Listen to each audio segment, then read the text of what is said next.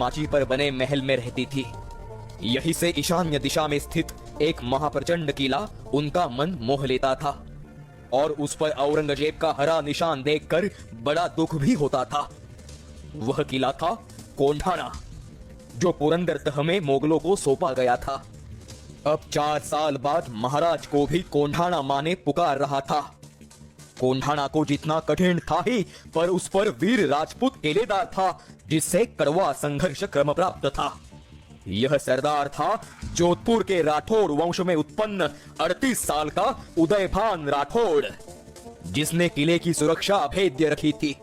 और इसी कठिन कार्य को अंजाम देने का निर्णय किया महाराज ने। अब इस मुहिम को फतेह कौन करेगा? महाराज के पूछते ही एक मराठा वीर सहर्ष आगे आया।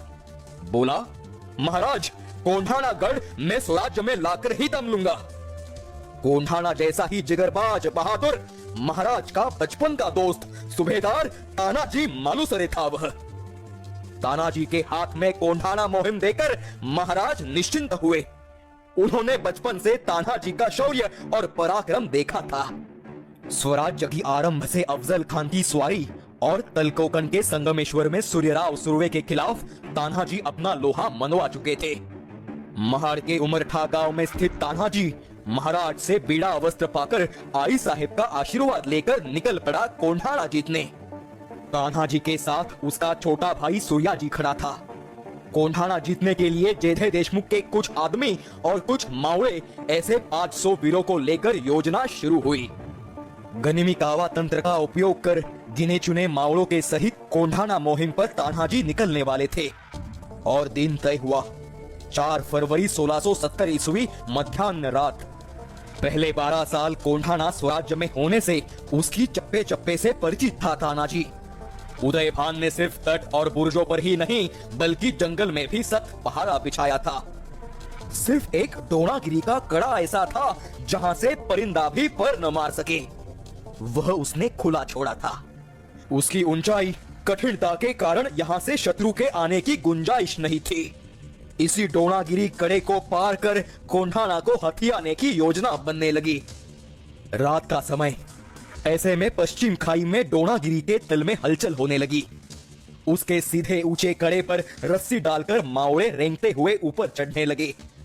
पहले 2 मावड़ों की सफलतापूर्वक चढ़ाई के बाद नीचे रस्सी छोड़कर सूर्याजी तथा और मावड़े ऊपर चढ़ाए। मुगल सिपाहियों को संदेह हुआ। तभी तानाजी और सूर्याजी ने हर हर महादेव की जयघोष से शत्रु की कत्तल शुरू की।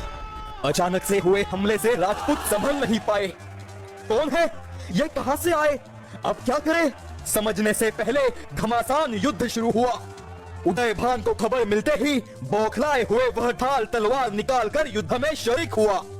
राजपूत हाशिम कुल मिलाकर 1200 सैनिक लड़ने लगे। इतनी पाबंदी तोड़कर शत्रु अंदर कैसे आया, सोचते हुए उदयभान मराठों पर टूट पड़ा। मराठों से 3 गुना अधिक सैन्य पर विजय पाने हेतु तानाजी सूर्याजी शत्रु को कत्ल में तब्दील करने लगे। और उदयभान और तानाजी दोनों वीर एक दूसरे के सामने खड़े हुए। दोनों जबरदस्त योद्धा, कोई किसी से कम नहीं। वे इतने आवेश से लड़ रहे थे कि अगर उनके हाथों में ढाल न होती तो जल्द ही कोई वीर गति को प्राप्त हो जाता। एक को स्वराज्य निष्ठा से तो दूसरे को अपनी बादशाही हेतु लड़ना था। मुगल शाही और शिवशाही का तांडव शुरू हुआ और उदयभान का एक जोरों का घाव झेलते समय तानाजी की ढाल 2 टुकड़ों में बढ़ गई। तानाजी बिना ढाल से शत्रु पर टूट पड़ा। तानाजी उदयभान के वार अपने बाएं हाथ पर झेलने लगा और उदयभान पर वह बरस पड़ा। इसी हाथापाई में एक ही क्षण में तानाजी और उदयभान ने एक दूसरे पर वज्राघात किया। दोनों भी महायोद्धा एक ही समय धरती से आ मिले। सरदार तानाजी को धराशायी होते देख मराठा सैनिकों में भगदड़ मच गई। वे भागने लगे। सूर्याजी को यह बात समझते ही उसका खून खौल उठा। तुम्हारा सरदार यहाँ लड़ते लड़ते धराशायी हुआ है और तुम भाग रहे हो? नामर्दों की तरह भागने से बेहतर मर्दों जैसे लड़ो। बचकर महाराज को क्या मुंह दिखाओगे? अब तो गढ़ जीतकर ही दम लेंगे। चलो। हर हर महादेव। इसी गर्जना ने फिर से मराठों में जोश भरा। हर कोई भीम पराक्रमी बन लड़ने लगा। तान्हाजी के मृत्यु तक 500 राजपूत मारे गए थे, मगर वह संख्या अब 1000 से ऊपर जा पहुंची। किले पर भगवा परचम लहराने लगा। सूर्या जी को चैन मिला, पर इस लड़ाई में उसका राम तान्हाजी वीर गति को प्राप्त हुआ। अब महाराज पूछेंगे, मेरा तान्हा कहां है? तो क्या जवाब दे? महाराज राजगढ़ से कोंढाणा पर निगाहें गाड़ कर बैठे थे। सूर्या जी ने कोंढाणा पर आग जलाकर सांकेतिक संकेत देते ही राजगढ़ पर खुशी की लहर दौड़ गई। सूर्या जी ने अपना जासूद महाराज के पास भेजकर इतिवृत्तात्मकता समझाया। तान्हाजी मारे गए, यह राजगढ़ के कोंढाणा आने की खुशी से भी बचपन का मित्र खोना यह कई ज्यादा दुखदाई था। महाराज के साथ आई साहेब की संस्कारों में पला तान्हा न रहा। इस अपरिमित क्षति को झेलते हुए महाराज ने सूर्या जी की प्रशंसा करते हुए मावड़ों का यथोचित सम्मान किया। यह सब करते समय तान्हा जी का विरह पल भर भी दूर न हो पाया।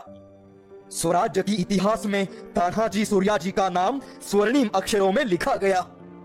तान्हाजी के बलिदान बाद कोंढाणा को सिंहगढ़ नाम महाराज ने दिया, ऐसा नहीं है, बल्कि सिंहगढ़ यह नाम पहले से प्रचलित था।